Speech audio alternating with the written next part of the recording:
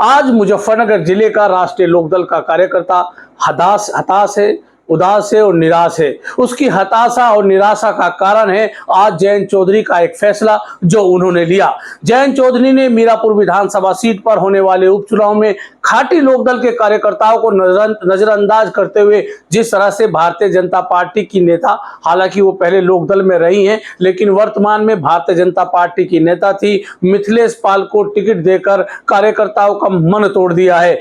भले ही चुनाव का नतीजा कुछ भी आए, लेकिन इतना जरूर है कि राष्ट्रीय लोकदल का कार्यकर्ता जमीन पर उस ढंग से काम नहीं करेगा। वो जयंत चौधरी के फैसले से नाराज है। साथियों, आप हमारा चैनल खोजी न्यूज देख रहे हैं। आपसे रिक्वेस्ट है, अगर अभी तक आपने हमारा चैनल सब्सक्राइब नहीं किया है तो सबसे पहले सब्सक्राइब करें। कमेंट्स बॉक्स में कमेंट भी जरूर करके बताएं कि हमारी ये वीडियो कैसी लगी और आप लाइक भी करें।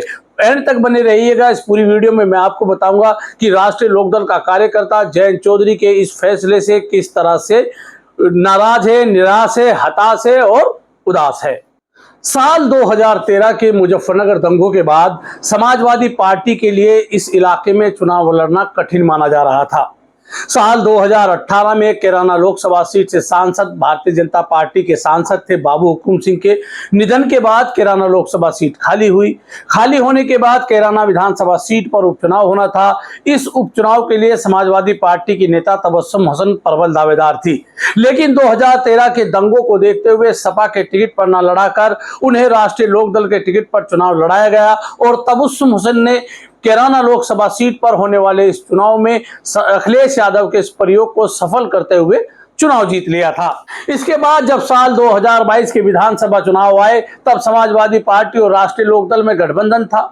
ऐसे में अखिलेश यादव फिर से मुजफ्फरनगर, शामली और बागपत जिले में अपने टिकट पर सपा नेताओं को चुनाव न लड़ाकर राष्ट्रीय लोकदल के निशान नल पर चुनाव लड़ाना चाहते थे। उन्होंने जयंत चौधरी को अपना फार्मूला समझाते हुए सपा नेता अनिल कुमार को पुरकाजी विधानसभा सीट से, चंदन चौहान को मीरापुर विधानसभा सीट से तथा मेरठ की सिवाल खास विधानसभा सीट से गुलाम मोहम्मद को राष्ट्रीय लोकदल के सिंबल पर चुनाव लड़ाया। अखिलेश यादव का यह फार्मूला कामयाब भी हुआ और तीनों सपा नेता राष्ट्रीय लोकदल के निशान पर चुनाव जीतकर विधानसभा पहुंच गए। हालांकि जब जयंत चौधरी और अखिलेश यादव अलग हुए, ये तीनों लोकदल में ही बने रहे। इसके बाद लोकसभा चुनाव में भी राष्ट्रीय लोकदल के अध्यक्ष जयंत चौधरी और सपा के अखिलेश यादव के बीच समझौता हो चुका था।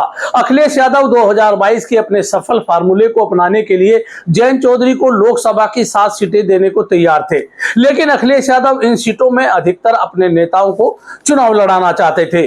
तब जयंत चौधरी ने अखिलेश यादव पर यह आरोप लगाते हुए कि सपा से गठबंधन तोड़ दिया था कि अखिलेश यादव राष्ट्रीय लोकदल के सिंबल पर अपनी पार्टी के नेताओं को चुनाव लड़ाना चाहते थे।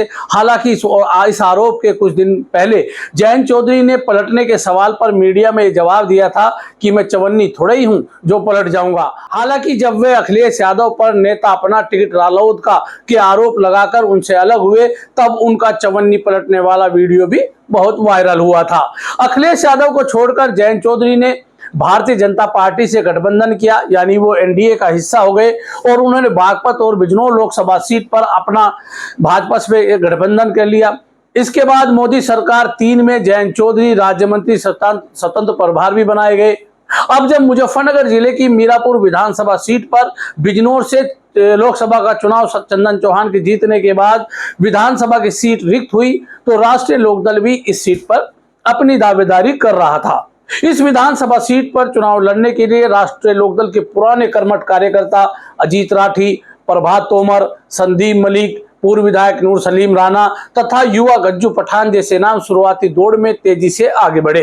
इसके साथ ही बिजनौर लोकसभा सीट से राष्ट्रीय लोकदल के सांसद चंदन चौहान की पत्नी याशिका चौहान भी प्रबल दावेदारों में उभर कर आई, जबकि पहले राष्ट्रीय लोकदल तथा बाद में भाजपा में शामिल होने वाले राजपाल सैनी का नाम भी लगभग फाइनल हो चुका था। इसी बीच पहले राष्ट्रीय लोकदल की विधायक रह चुकी तथा वर्तमान में भारतीय जनता पार्टी की नेता मिथिलेश पाल ने भी अपनी दावेदारी शुरू की, क्योंकि बताया जाता था कि भारतीय जनता पार्टी का राष्ट्रीय लोकदल पर दबाव था कि ये किसी पिछड़े नेता को मीरापुर विधानसभा सीट पर चुनाव लड़ाए, क्योंकि समाजवादी पार्टी ने लोकसभा में दीपक सैनी को चुनाव लड़ाया था और दीपक सैनी मामूली वोटों से चंदन चौहान से हारे थे।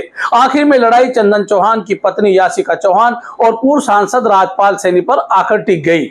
लेकिन कई अलग अलग चर्चाओं के बीच राष्ट्रीय लोकदल ने भाजपा की नेता और पूर्व विधायक मिथिलेश पाल पर अपना दांव चल दिया है। मिथिलेश पाल को राष्ट्रीय लोकदल का प्रत्याशी बनाए जाने के बाद से सियासी हलकों में चर्चा होने लगी है कि जो आरोप लगाकर जयंत चौधरी सपा के राष्ट्रीय अध्यक्ष अखिलेश यादव से अलग हुए थे, अब उन्होंने इस पैटर्न की नेता भाजपा की और सिंबल राष्ट्रीय लोकदल का देकर साबित कर दिया है कि जयंत चौधरी ने यह टिकट भारतीय जनता पार्टी के दबाव में दिया है।